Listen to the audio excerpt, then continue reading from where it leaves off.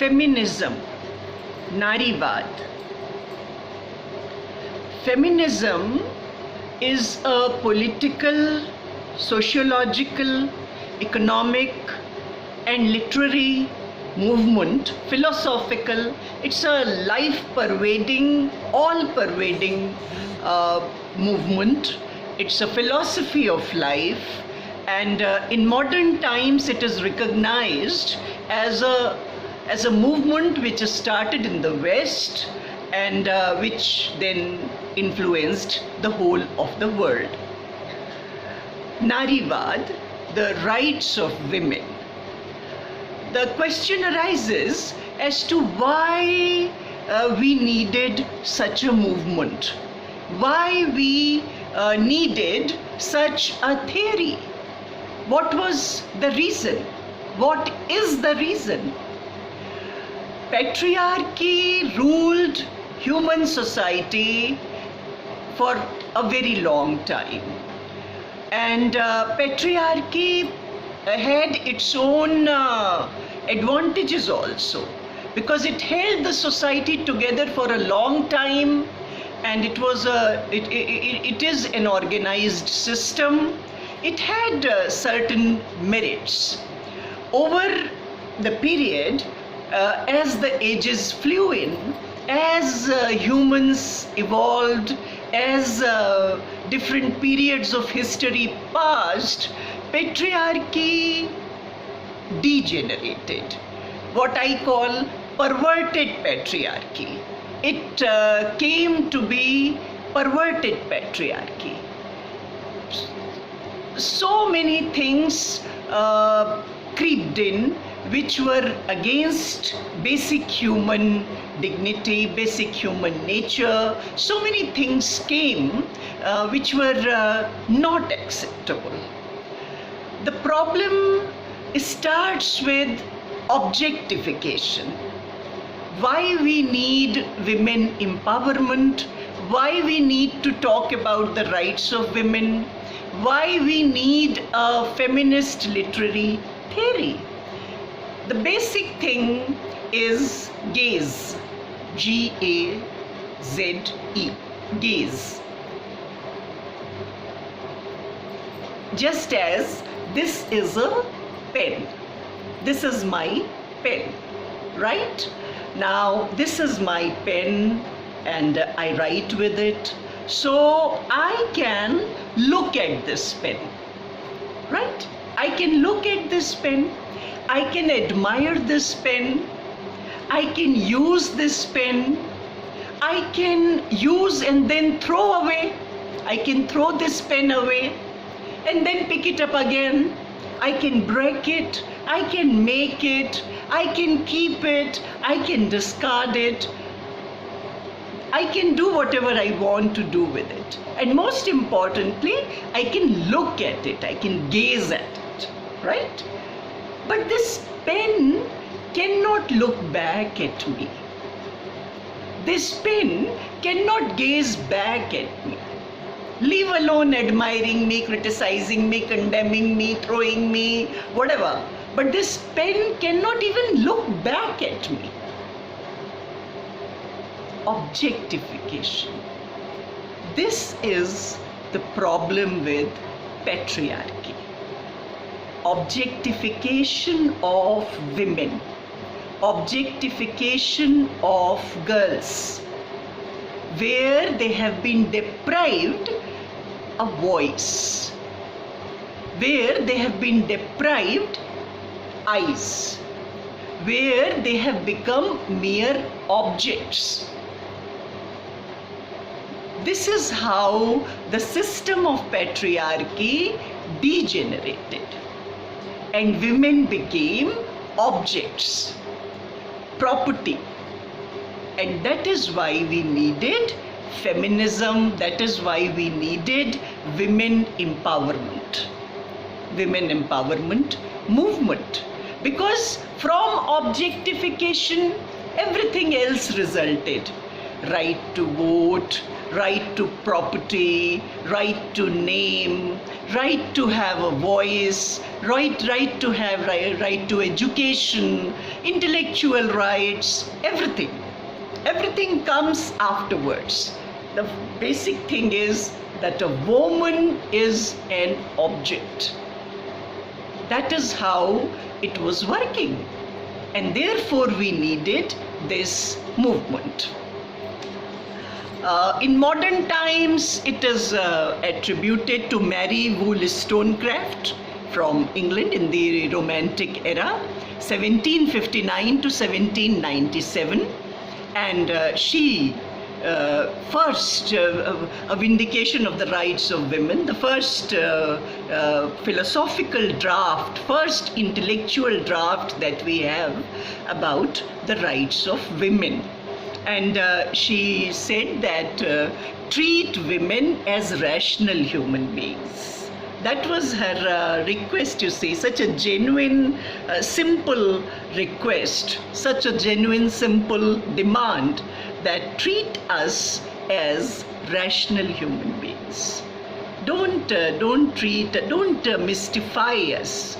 Don't unnecessarily treat us as some illogical or some, you see, wired kind of beings. We are logical.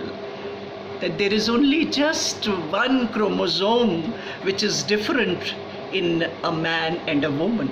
The rest of them are the same. Women are same as men. They have same emotions like all, you see, like affection and violence and anger and bravery and intelligence and understanding, everything. There is so much similarity between a man and a woman. A woman has a man in her, a man has a woman in her. So this is how I am explaining it. She just said that don't make differences on the basis of gender and treat women as rational beings. Then 1848 to 1920, we have a period of the first wave feminism, marches, lectures, protests, so many. Seneca Falls Convention in 1848 in America, New York, where 200 women gathered in a church and they presented 12 points. Their demands were, they presented their demands in 12 points. And it also included the demand to the right to vote. And then in 1920, in American history, the 19th Amendment came and women had the right to vote. So from there it started. Second wave feminism is 1963 to 1980s. That is the period of the second wave feminism. Betty Friedan, The Feminist Mystique, 1963. That is the text from where the philosophical journey of, the intellectual journey of feminism began. Simone de Beauvoir, The Second Sex, she said that gender is a social construct. You're not born a woman, you are made into a woman. Just as a girl is born, we give her feminine toys. लड़के के लिए बंदूक, लड़की के लिए चौके का जो सामान होता है, किचन का जो सामान होता है, that set comes for the girl. And that is how we construct gender. Pink color, girl. Blue color, boy. You see, everything that we do right from the birth of a child, and that is how gender is constructed. Simone de Beauvoir said that gender is a social construct, gender is a cultural construct. That women should be allowed to use their creative and intellectual facilities. They should be allowed to use their creativity, their creative faculty. After all, women are the creators of nature. women keep the future of humankind in their womb for 9 months. The women are, and then they feed the child and they bring up the women are the repository of creativity, the nature's repository of creativity. So women should be allowed, women must exercise their right to creativity. So these women demanded it, and then Carol Hanisch said that the personal is political. There is nothing personal. When it comes to the question of women, nothing is personal. Everything is political. The body, right over her body, right over her relationships, birth control, domestic labor, equal work, equal pay, birth control, as I said, education, right over money, credit cards and cash, and harassment at workplace, and that women are not decoration pieces. So this was all in the second wave of feminism, and this was also the period that protests against Miss World, Miss Universe also underlined such an important thing, that women are not decoration pieces. That when you hold a competition of Miss World, have some intellectual questions, some intellectual exercises also there. It's needed, because a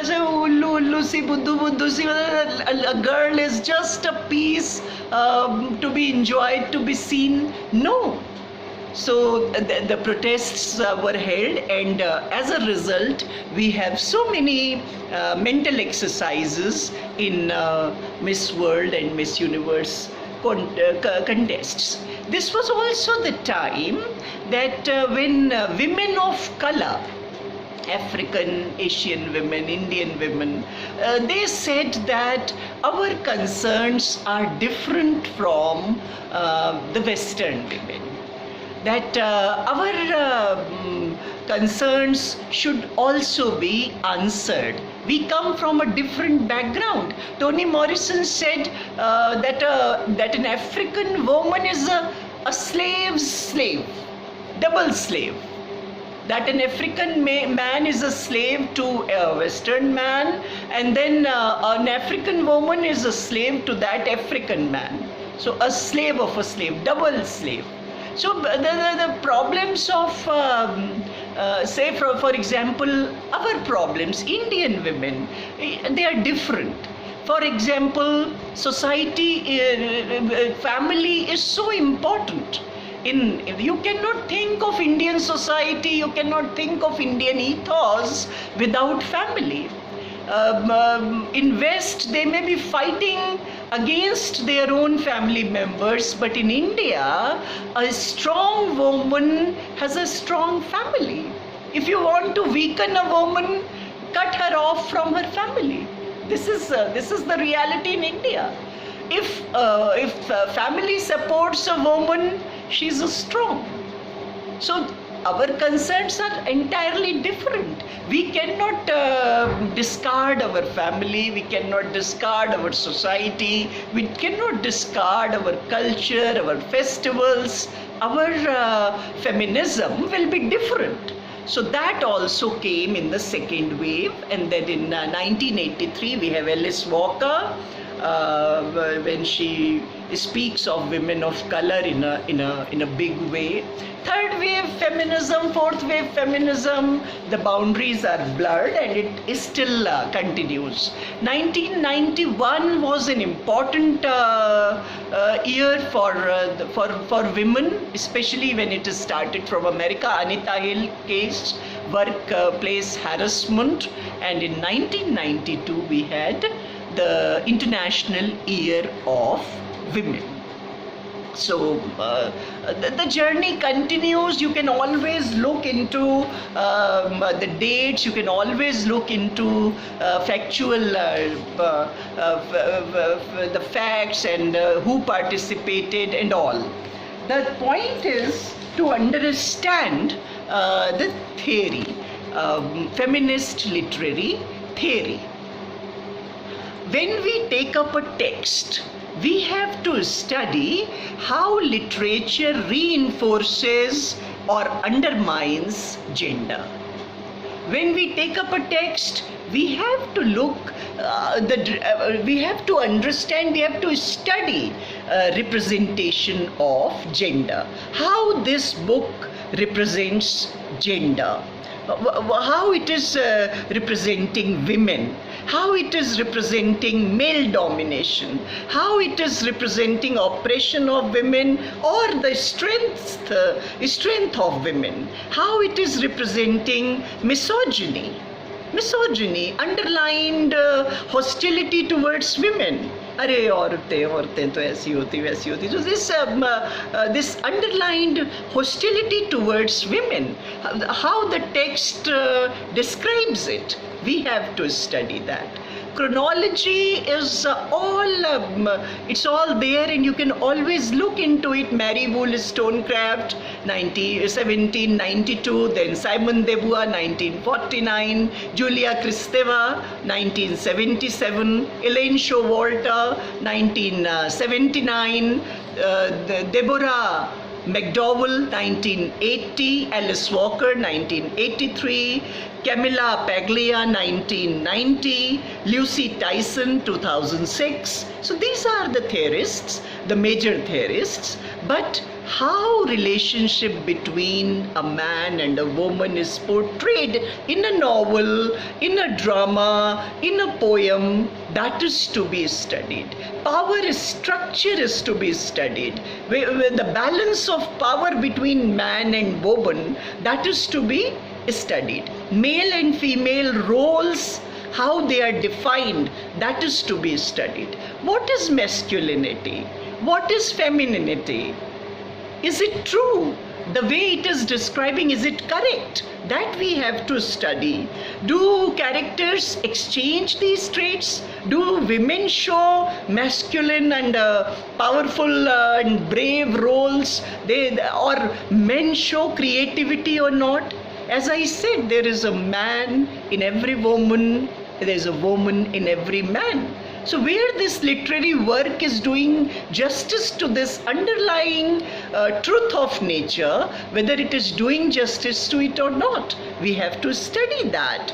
Then commentary on patriarchy, women's creativity. So all these things have to be studied in a literary text. Indian feminism is flourishing. You see, the condition of women in society and the condition of women portrayed in literature and the critical tools of feminism are flourishing in India. We are certainly better than we were in future. We have to raise consciousness.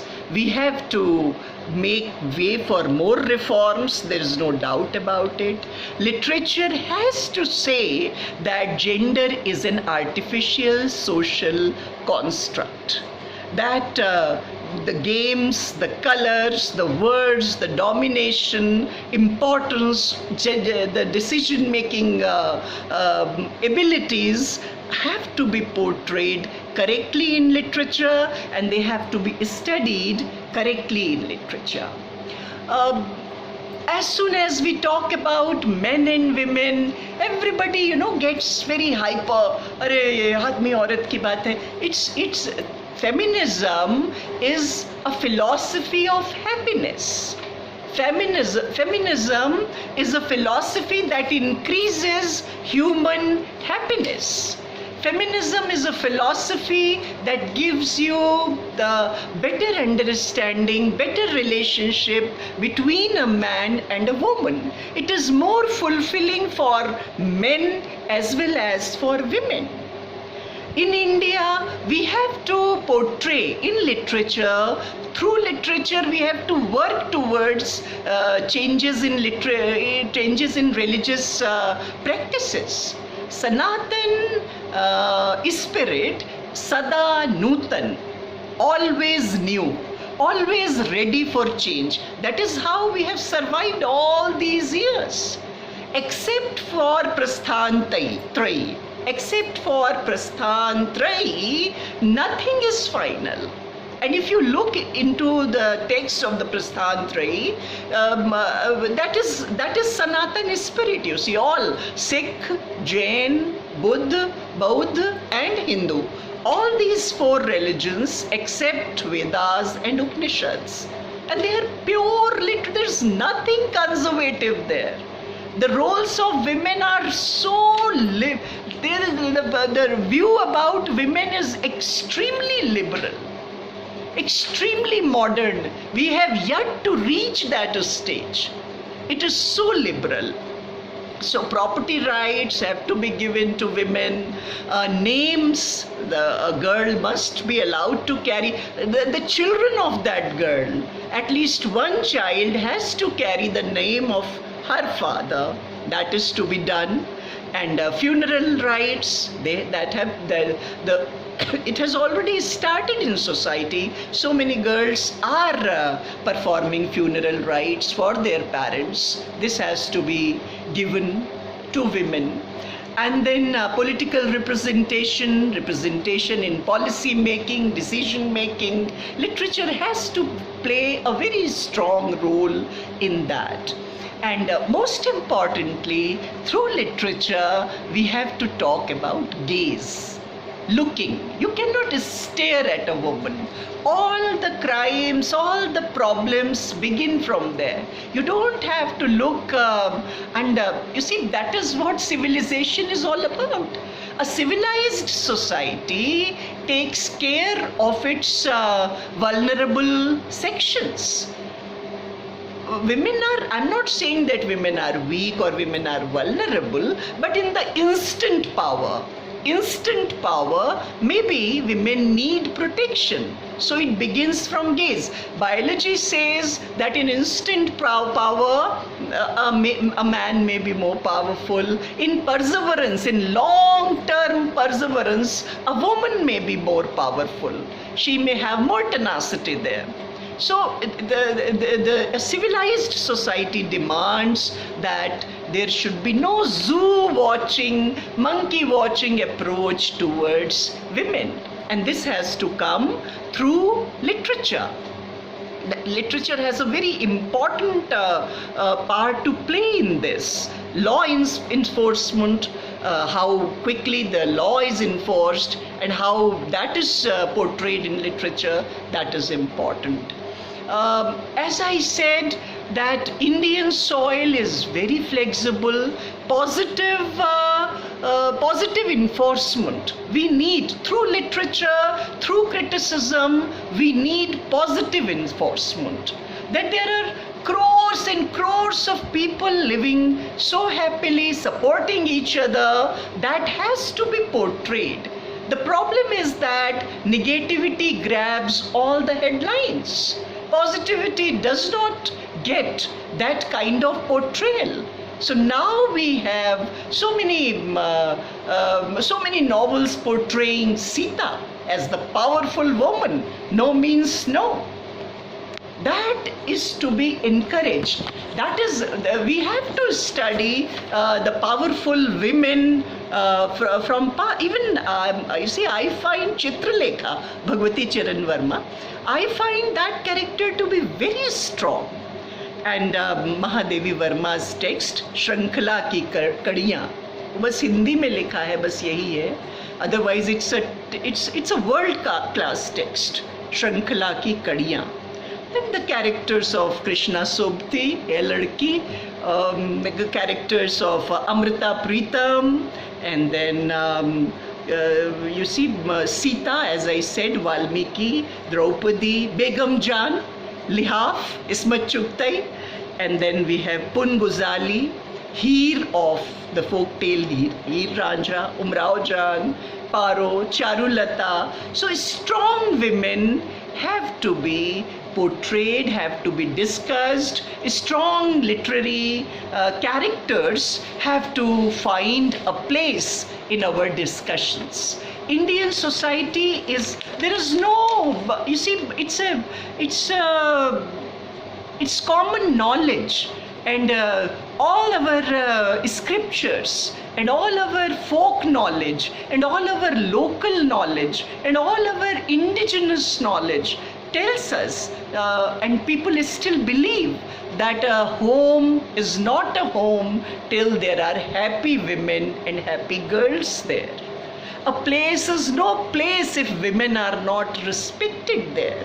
We have so many festivals every day. Dvitiya hai, Chaturthi hai, Panchami hai, Shashti hai, Purnima hai, Amavasya hai. Can you think of a festival? Can you think of festivities without laughing women and laughing girls and daughters-in-law and sisters-in-law? Is it possible? It's not possible. Indian soil is congenial for the development of women. There are so many men who are strong feminists, men who support women. Raja Ram Mohan Roy, it began from there. So female side of men has to, as a man evolves, Swami Ramakrishna Paramhans dressed and lived as a woman for months together when he was going for self-realization, when he was going for his spiritual sadhana. He lived as a woman just to realize his creative side. We are being unjust to men also when we deprive them of sensitivity, when we say that all men are bizarre and men are brazen and this. No, there is a female side to men also, creative side to men also. As the society improves, as the society evolves, as we become better and better human beings, there will be better balance between the two forces, Shiv and Shakti, yin and yang. So basic Indian ethos is absolutely favorable to women. And we have to say that there have been positive developments. We have to accept that there have been good developments. Then only we can move forward, because feminism, as I said, is a happy philosophy. Feminism is about making this world a more happy place where there is equal participation of all of do we wish to have 50% of the population living in indifference, inertia, not participating, with sullen faces? And no, we don't. We are not a nation like that. We are not a society like that. So it is in the DNA of India to be pro-happy. Jivan Utsav. Our ancestors visualized life as a perpetual song of joy. Look at our sculptures, look at our paintings, look at our literature. So modern, so liberal, so flexible. We have to bring that spirit back. Negativity cannot be allowed to dominate. And when we speak of literature, all these forces are to be reinforced. All those strong feminist models have to be reinforced. Durga, what happens in Durga's Saptashati? She is challenged, she is insulted. The demons say, oh, come be my consort. And then what happens? What she does to them? Strong woman. So a strong woman is in the DNA of India. Happiness is in the DNA of India. That has to be reflected in literature and in critical theory. This is for feminism, and you have to go into it. It's a very positive philosophy. There is nothing, it is not fight between genders. Remember, feminism is not fight between genders. Not at all. There are feminist men, there are feminist women also. and it is a pro joy, pro happiness. It's a happy philosophy altogether. So thank you.